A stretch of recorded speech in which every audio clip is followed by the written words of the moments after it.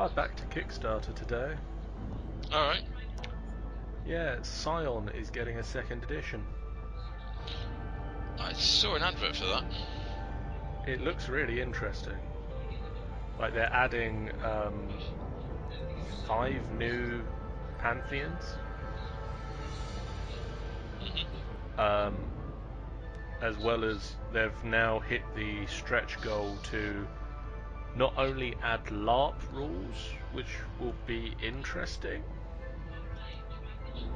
but also to add the make your own pantheon rules.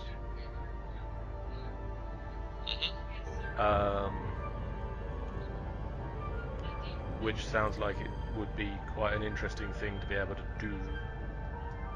I'm kind of excited because they've added the Tuatha De Nan, the Irish gods, as a basic pantheon now, because they had them in one of the expansion books in the first game. But they're also adding the celestial bureaucracy, the Chinese pantheon, the Shen.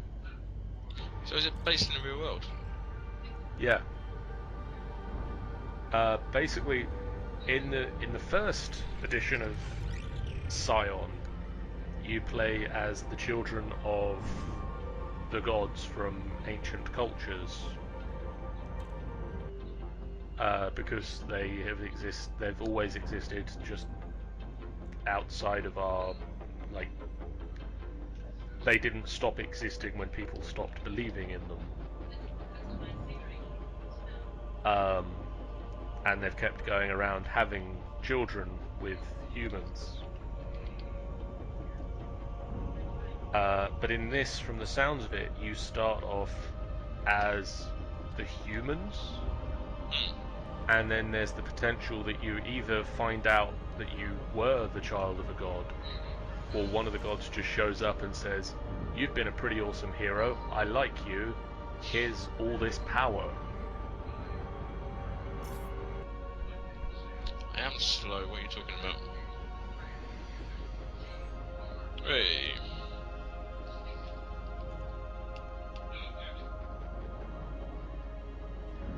But I'm kind of intrigued because they've just posted up pantheon, like each of the pantheons in it has a specific purview for that pantheon. So a specific group of powers that pantheon can get that no other person, like, you can't get if you're not of that pantheon. Because kind of everything, like, most of the purviews are general, so things like darkness and chaos and life and death and that sort of thing, sort of every pantheon has a different viewpoint on that possibly, but you know, you've kind of got, everybody's got one of those. But then you've got the pantheon specific ones, so things like they've released the Aesir, they've released a preview of the Aesir ones, the Norse gods, and a preview of the Shen ones, the Chinese celestial bureaucracy. Is it really called that? That's what they call it, yeah. Basically, the Chinese pantheon organises heaven and hell and earth. And they're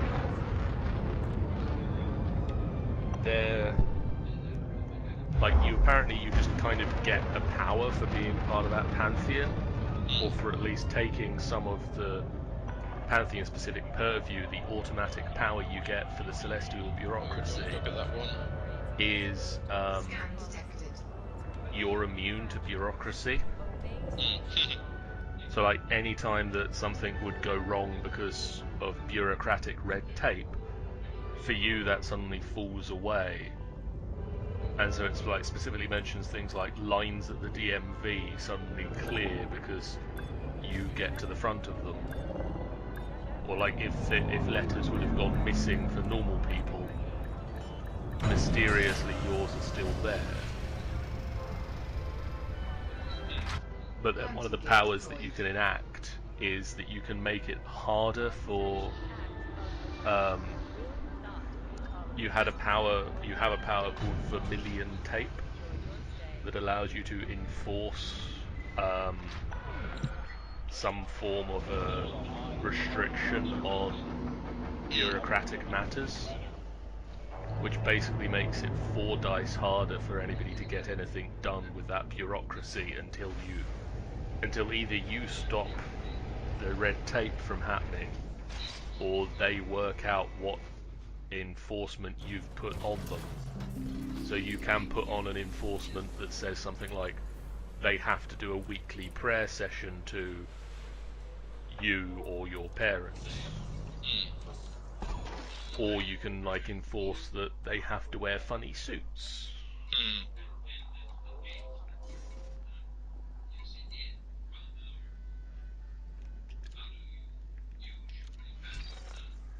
Well, that was 20,000.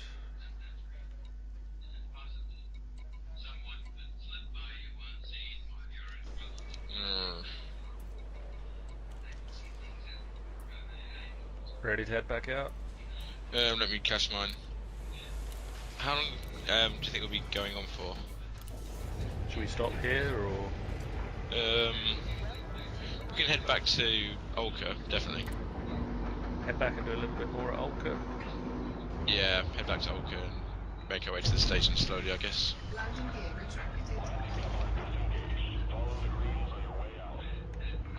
There it is.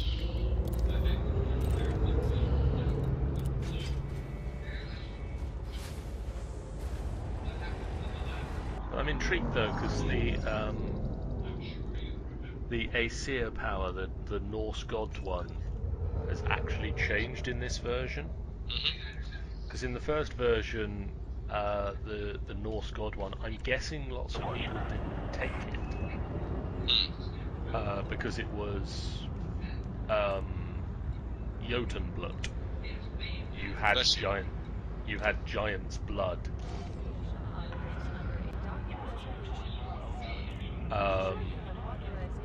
And you could use it to buff people.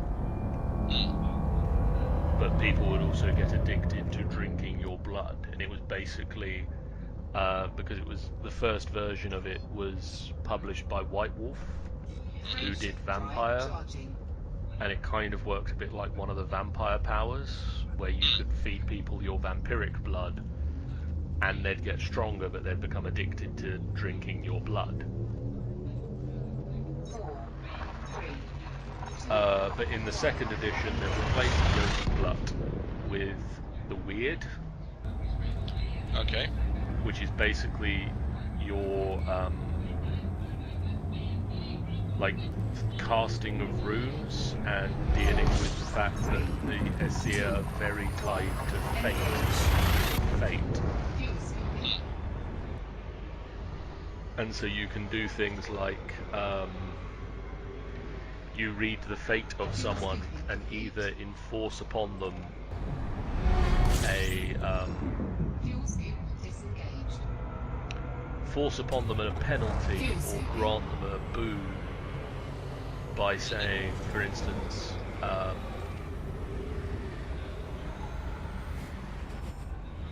just let me orbit the sun a bit. I've got conflict zone detected. Ooh. By, for instance, saying, like, your foe is destined to lose to you in a fight. So you enforce upon them a penalty in the fight because they're destined to lose to you. Okay. It looks quite interesting for a change.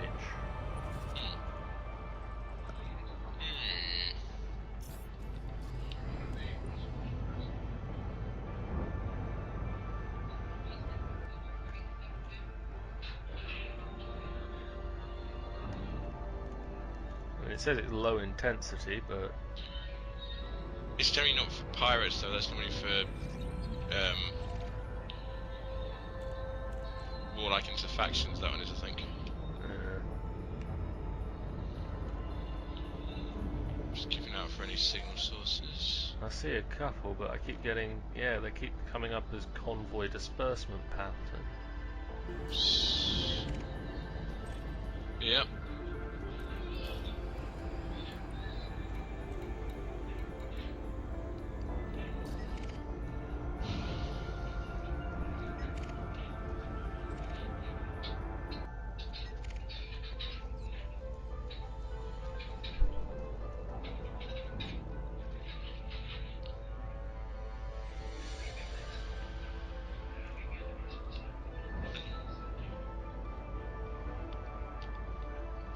What we got?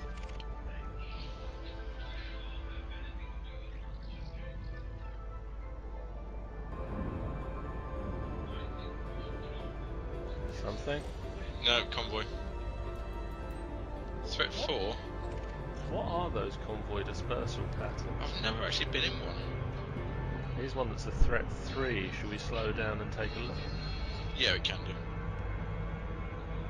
No, I can't. I can't slow down. Do you see the one I've got locked onto? Yeah, but I can't see the thing itself. Okay, well, So I don't think I can. follow me in.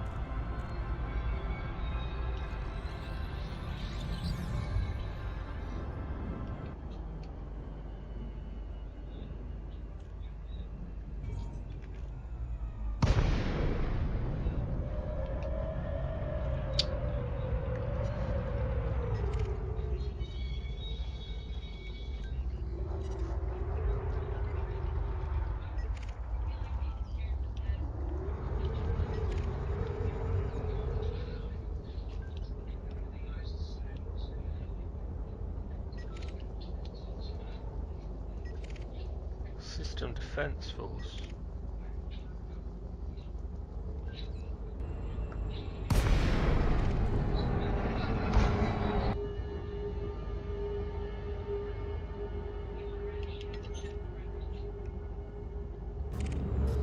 Cobra Mark 3 out there. What's he got? Is he anything? Whoa! This is a massive group of the System Defence Force. Clean.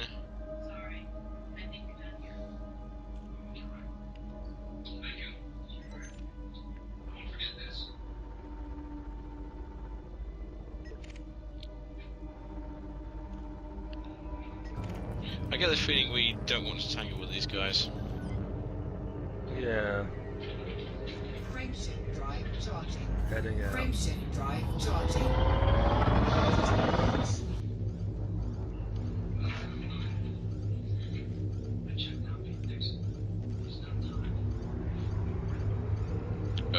Four, three, two, one. Engage. 2, 1. Engage. Actually, do you mind if we dock and call it a night? Because I'm getting quite sleepy over it. Sure. Where's the nearest station? Dorsey Port.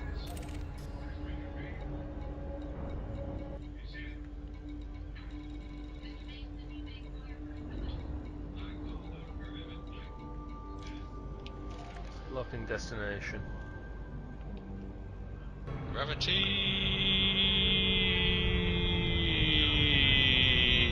Can I get? Oh, I can do it. I thought it's like suddenly get to the right speed and time, and then just break into the station, but it didn't happen. Oh, can I do it? Can I do it? Oh, I can slow down too much.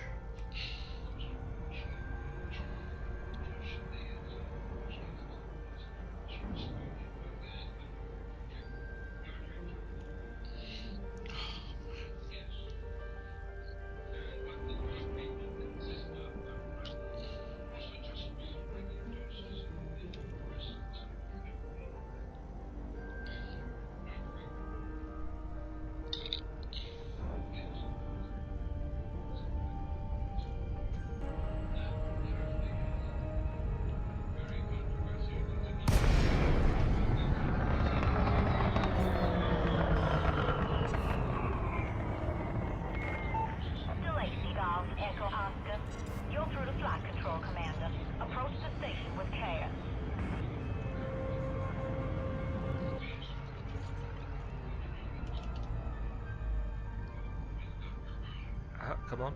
Slow down. Slow down. There we go. I think we've got a Texan at the helm here. Yeah.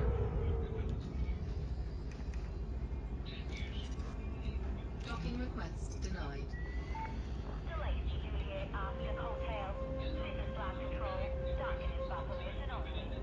Yep, that sounds like a Texan.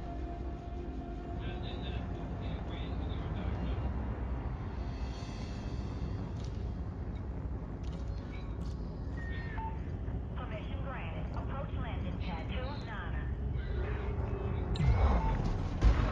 Automated docking, Commander.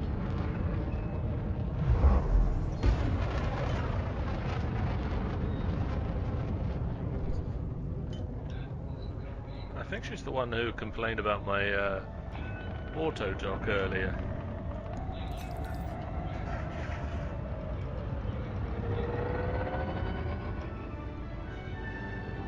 Scan detected.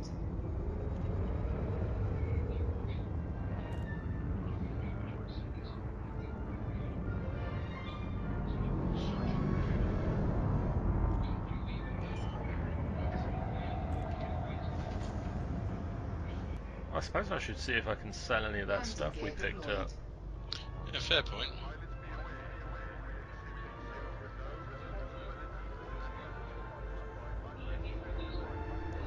Right.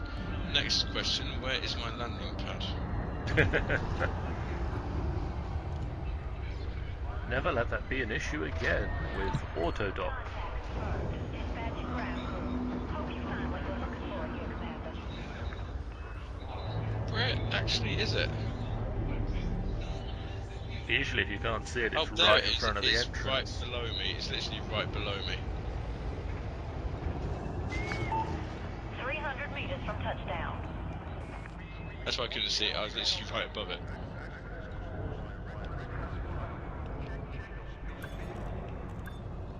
Landing gear would be good. Warning, your landing gear is not deployed, Commander. Landing gear deployed. Got it. I really hope that didn't just mess up my recording, but I just had to move the Skype window.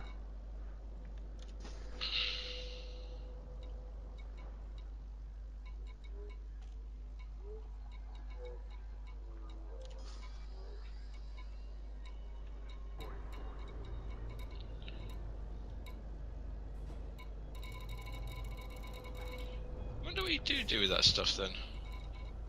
Doesn't seem to be in the commodities market. No.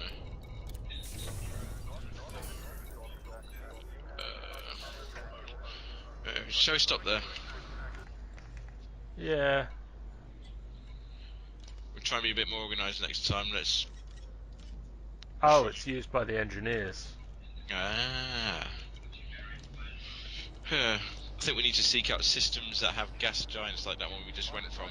They'll have Yeah. mine. That's where the big stuff normally is. As our previous adventures will testify. Yeah, I think that's probably the best bet. Is we do go some some gas giant mining protection, and then I should be able to. Well, I mean, technically, we could just set off with what we've got. I think that's probably the best bet. Is if we set off next time with what we've got. Yeah. And see what happens at the other end. Okay. So, We'll try farewell, that. and Bye. good night. Good night.